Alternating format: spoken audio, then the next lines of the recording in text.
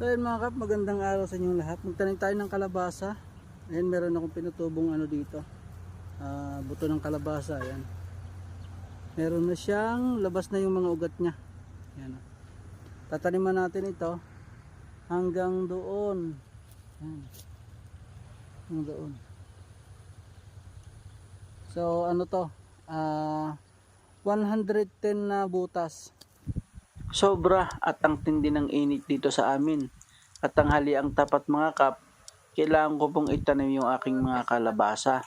Kasi kung nakita nyo kanina, may mga ugat na siya. At pag pinabayaan ko naman, hahaba ng sobra yung kanyang mga ugat at baka maputol na pag itanim natin, hindi na siya tutubo. So ayan mga kap, sa isang butas, nilalagyan ko po ng 3 buto ng kalabasa para kahit hindi man mabuhay yung dalawa, meron pang isang matitira. Ayan mga kap, tuloy-tuloy lang tayo sa pagtatanim.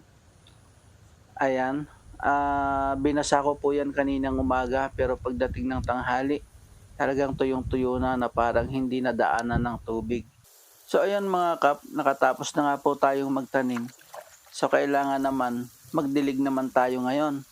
Yung mga itinanim natin na buto ng kalabasa, para mabasa yung lupa at magtuloy-tuloy naman yung pagtubo ng ating mga buto. So ayan, sa ganitong trabaho, kailangan po medyo masipag ka talaga. Sabi nga sa lumang kasabihan, nasa Diyos ang awa, nasa tao ang gawa. Wala ka namang mapapala kung ikaw ay nakatunganga. Huwag kang mag-alala, lahat ng hirap at pagod mo, pagdating ng araw, may biyayang mapapala. Marami pong salamat sa iyong panonood.